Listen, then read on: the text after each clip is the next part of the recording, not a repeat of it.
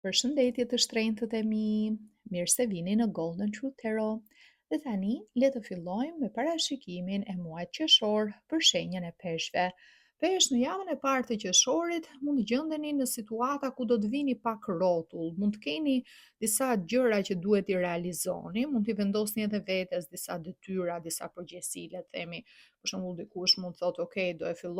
do rregulloj këtë gjë, do sistemoj këtë, apo do mbaroj këto shkresa, apo do bëj këtë takim që e kam lënë bazdore, këtë vizitë tek mjeku që e kam lënë bazdore. Dhe mund ta filloni diçka në fillim të javës e lini përgjysëm. Shikoj që keni nevojë për qetësi, peshq, sepse një ndryshim i madh ka ndodhur për ju. Keni pasur 3 vitet e shkuara, keni pasur Saturnin në shenjën tuaj, që është planeti që ju kërkon shumë rregull, shumë disiplinë, dhe mund t'jeni lodhur jashtë mase, mund t'jeni në atë periudhën që sapo kaloni nga kjo ngarkesa e madhe e Saturnit,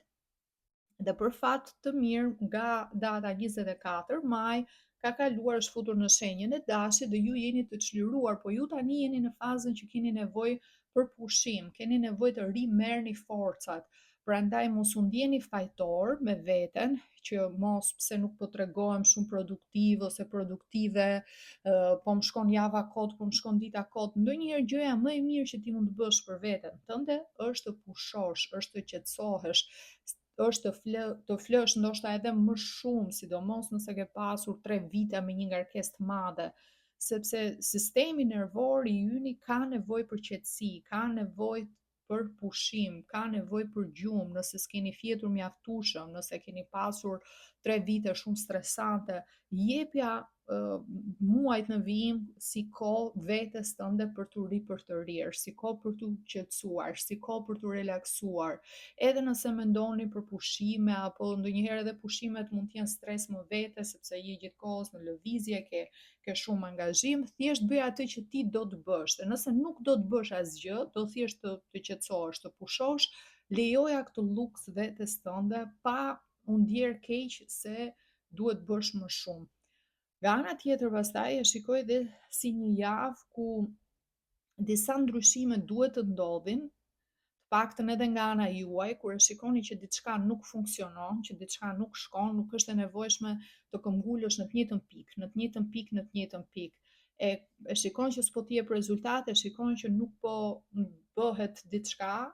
dhe ti nuk po merr diçka, kështu që më mirë thjesht pranoje për atë që është situatën, dhe kjo mund të jetë në lidhje me familjen, mund të jetë në lidhje me shoqërinë, mund të jetë për peshqit që janë në një marrëdhënie dashurie, nëse e shikon që ti ke thënë disa ankesa, ke pritur një lloj ndryshimi, ke pritur një lloj transformimi, pala tjetër vazhdon po një lloj, ose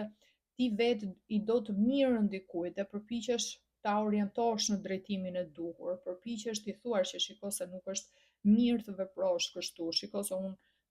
kam nevojë për këtë gjë prej teje dhe nuk e sheh këtë ndryshim, thjesht jepi vetes qetësi, mos e ngarko veten më shumë me stres, dhe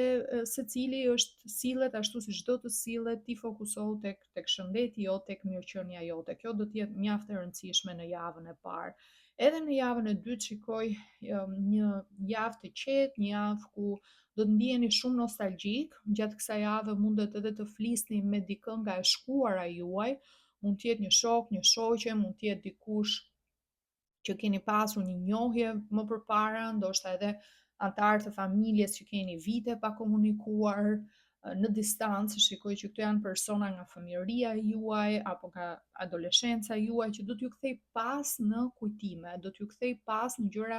të bukura, do të ndjeheni mjaft nostalgjik, mundet edhe të shikoni foto të vjetra apo video të vjetra, do doni të shpenzoni kohë me njerëzit tuaj të dashur, do doni të qetësoheni, do doni të relaksoheni, të shpenzoni kohë me fëmijët, për ata që kanë fëmijë apo që ndoshta janë edhe në fazën që janë gjyshër, me niprit, me mbesat. Do të jetë një javë shumë pozitive, një javë ku ajo çfarë ka rëndësi për ju është mbushja nga ana emocionale, nga ana shpirtërore. Në javën e tretë pastaj mundet për shkak të ndoshta edhe të shkëputjes nga energjia e javës së dytë, mund të ndiheni pak vetëm. kjo mund vijë edhe për shkak të ndryshimit që ti shikon nga e shkuara në këtë fazë që je tani. Këto persona që ti mund të çmallesh, mund të kesh një bisedë që është e këndshme, por nuk jeta është rrugët tuaja janë ndarë, mund të jeni në drejtime të ndryshme, mund të ndjesh një sens vetmie gjatë javës së tretë, sikur nuk ke dikë pranë, ke nevojë për më shumë përkraje, më shumë mbështetje, të duket sikur kohët e vjetra ishin kohë shumë më pozitive ku kishit më tepër harmoni, më tepër çiltërsi, të gjithë njerëzit ishin më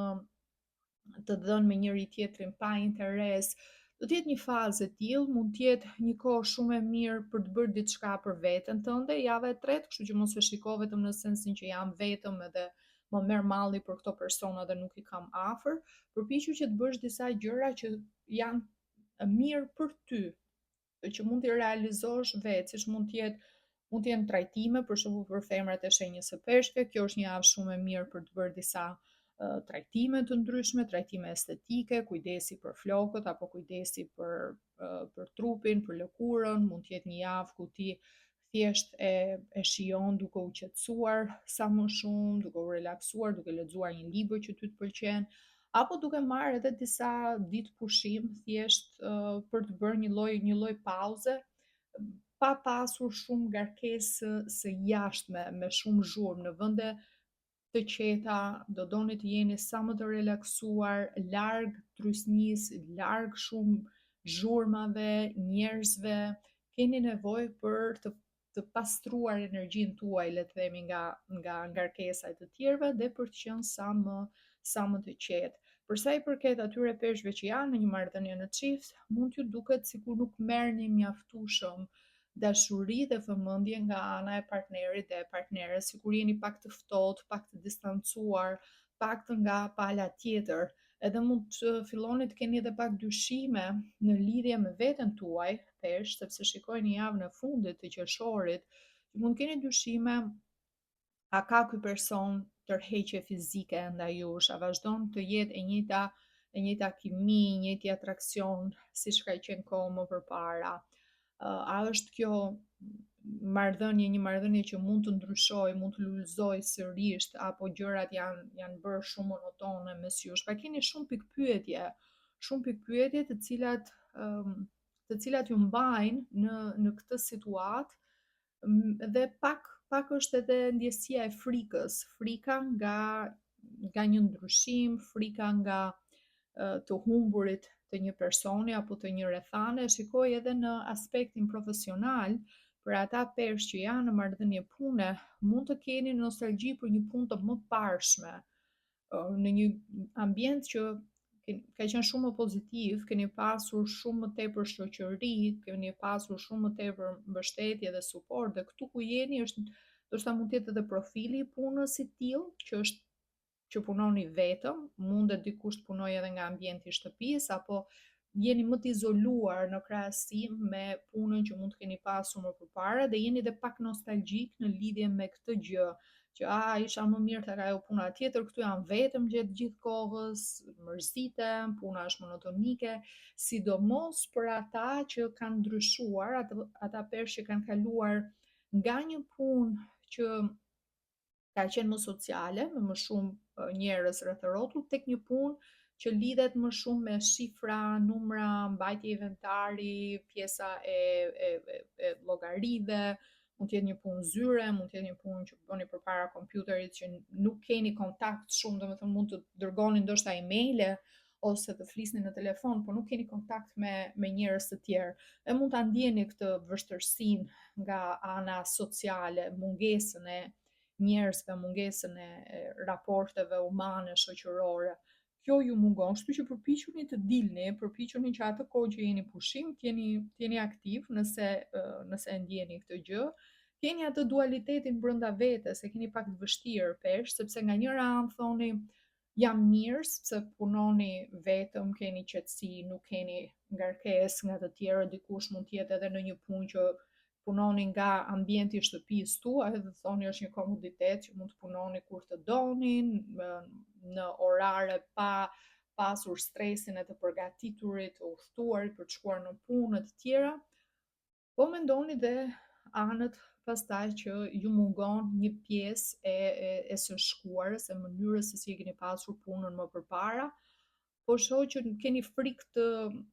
filloni të kërkoni për punë tjetër apo të bëni këto ndryshime të mëdha, mund të jenë edhe ndjenja momentale, se jo çdo gjë që e ndjen për një javë apo për dy mund të vazhdoj për një kohë të gjatë. Për dikë mund të jetë thjesht një javë mërzitesh, të bëhet puna monotone, ke nevojë për një ndryshim, mund të jetë diçka kaq e vogël e pa rëndësishme. Edhe për sa i përket raportit të dashurisë dhe romancës, mund të jetë edhe për disa peshë diçka që është e përkohshme, ku thjesht jeta, angazhimet, përgjegjësi, detyrat ju kanë futur në një botë me shumë presion, sa nuk ndoshta nga ana e partnerit ose e partneres nuk është i njëjti fokus tek romanca siç mund të ketë qenë kohë më përpara, sepse ju si peshë jeni shumë të ndjeshëm,